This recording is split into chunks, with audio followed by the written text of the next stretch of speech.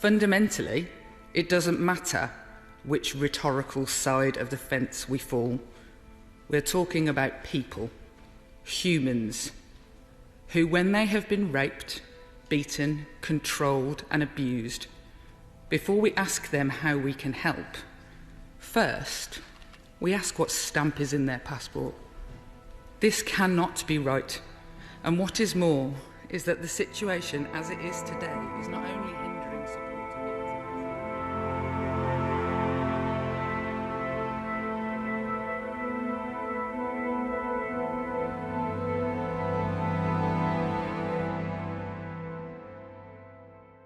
It's no recourse to public fund. Having no recourse to public fund means having no money, no food, no house to live, no survival, basically. You have a situation where someone is here legally, they may be a student, for example, and have maybe entered into a relationship with often a British citizen.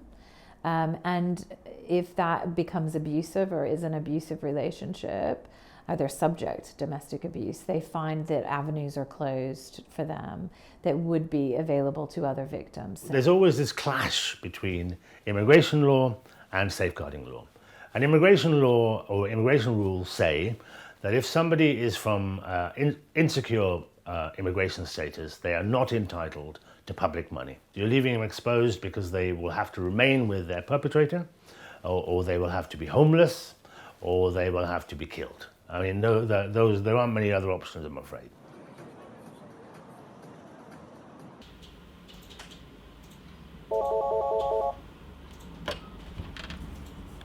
Hello, Carmen Ivana, how can I help?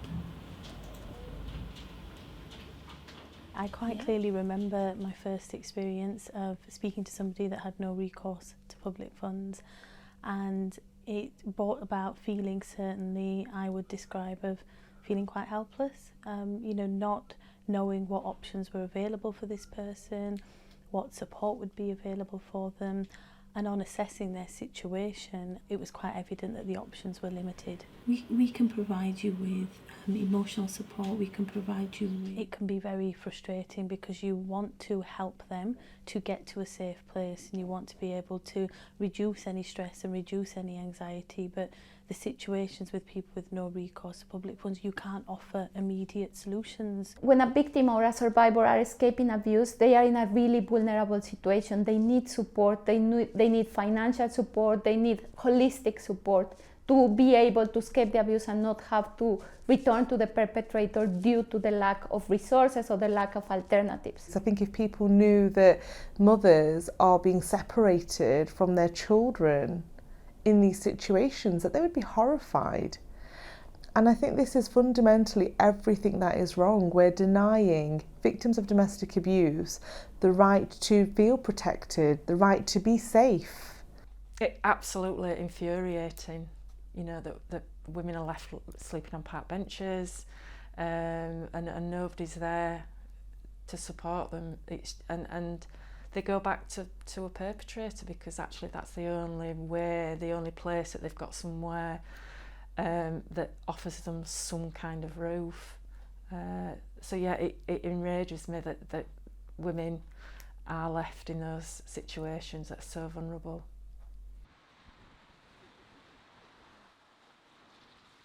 Like, my heart sinks when somebody comes in and they've got an RPF and they're a victim of domestic abuse.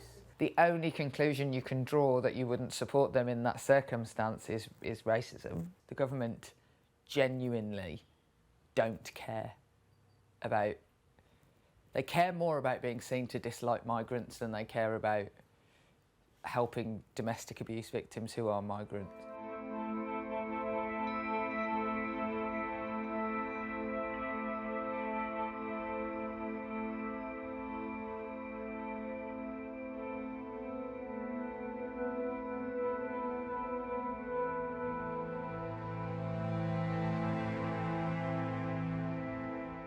Women go through so much in this country, man, I swear. Back home you can fight back, but in this country, when you don't have your stay, That is messy, man, I'm telling you. You see that thing when you don't have your stay, people take a lot of liberty with you. People make you feel like you're nothing. People make you feel like you're not supposed to talk. You're not supposed to move. My biggest fear is immigration at the moment, because I am here in this country for so long time and I don't have anywhere to go.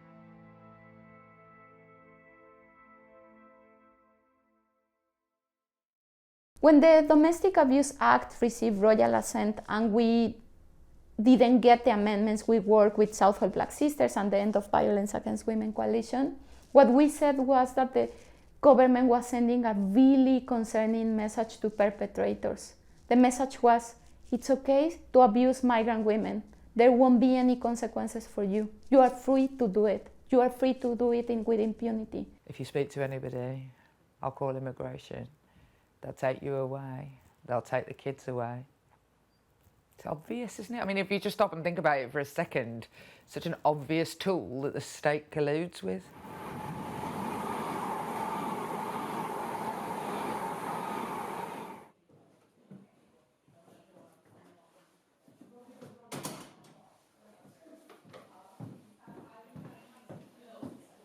As a result of our campaigning and a struggle for the rights of migrant women, we have achieved 2 major victories for women on spousal visas. In 2002, we got the Domestic Violence Indefinite Leave to Remain, which means victims of domestic abuse can stay in the country.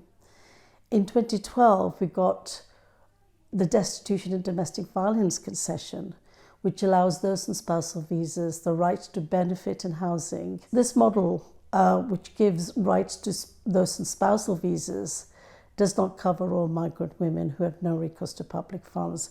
Those on non-spousal visas or undocumented women do not have those rights. They are still unprotected, they're still treated as if they're undeserving. They're the ones who've been left behind. The level of discrimination, the level of poverty that is faced by women who are no recourse to public funds is appalling. We are reliant on, donations, toys at Christmas, clothes, etc., in order to try and supplement. Southall Black Sisters set up a fund in 2009 in the absence of no provision for migrant women who are facing domestic abuse. We expanded that fund to include the Support for Migrant Victim Scheme, which is the pilot scheme that the government introduced.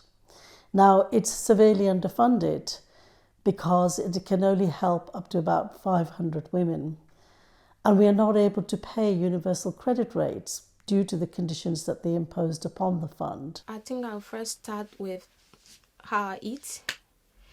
I eat like white rice every day because I can't even afford to buy chicken or meat, because I have to buy what I can afford, not what I need as a person. It's not only for one person. You understand? 3 people, we are living together. You'll need milk. You'll need eggs. Then you'll need ramen, because that is the best option when you need something else other than grocery or something. So ramen is the best option. I want to buy some medicines. If I'll buy medicines, I can't buy the good stuff of the food which my body needs as a diabetic person.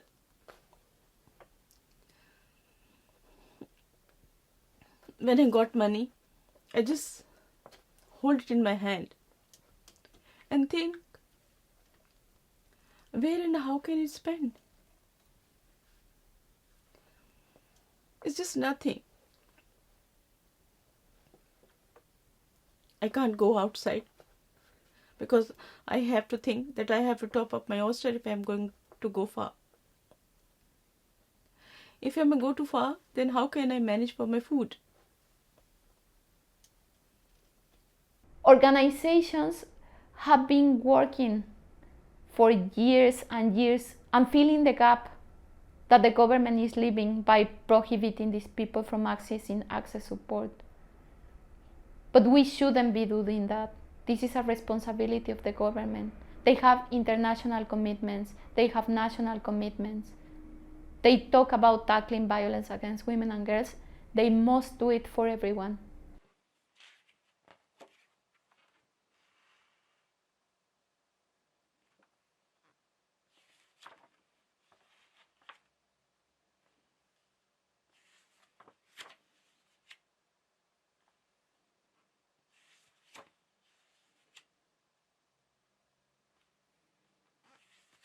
So using the Treasury's own measures, we've concluded, kind of extrapolating how many people this may affect, that it would, over 10 years, cost about £535 million. I know that sounds a lot, but the benefit is huge. It's over 2 billion. There are huge benefits to our society. There's a moral argument. There's also a financial argument. If we don't embed the rights for migrant victims experiencing domestic abuse into our law, then any solution that we have is only going to be temporary. For us, legal change is mandatory.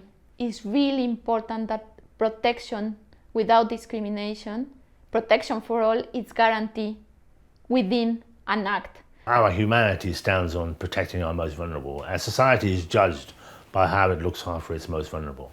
And people who have no access to funds, who are in serious danger, and ultimately who have suffered harm, are entitled to and should be entitled to support, regardless of where they came from. The government should lift the no recourse to public funds condition to women who are facing domestic abuse, because no women should have to face the stark choice between domestic abuse and deportation and destitution in this country. I really want to go back to school. I really want to be able to go to work every day. I'm a hardworking person. I don't like to sit home all day. I really want to get myself within the society and make an impact. So when I think about, it's almost a year and I'm still fighting this thing, am I ever gonna go back to school?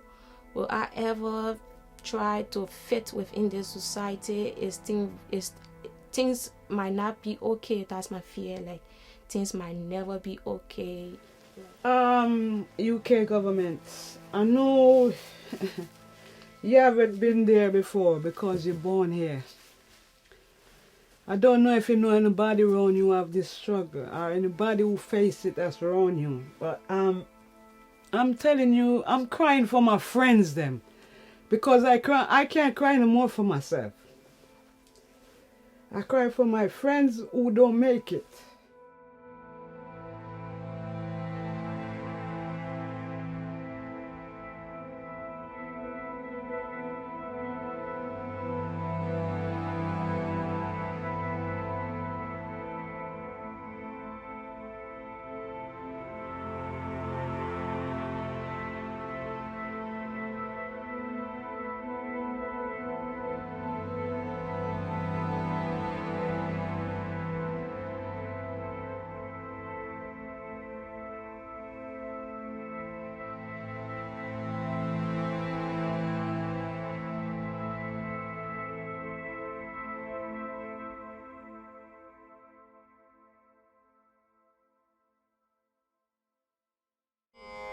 भरन जाते यमुना के घाट चले, भरन जाते यमुना के घाट चले, ताट से निकासी कामिनी आरे, ताट से निकासी कामिनी आरे, कहूँ कहाँ ता मथुरा की गुजरिया. I think that unless we act, unless we do something, unless we get together as a collective, people with a genuine interest in protecting victims, all victims of domestic abuse, regardless of who they are and what they look like, and what they believe in, then we're not really acting at all. No matter how rich you are or how poor you are, you should be able to access public resources to protect you from domestic abuse. That is a fundamental obligation and duty on the state, which at the moment we are failing to provide, which means that when every migrant woman is trapped in an abusive relationship or marriage, the state is responsible for that, in my opinion.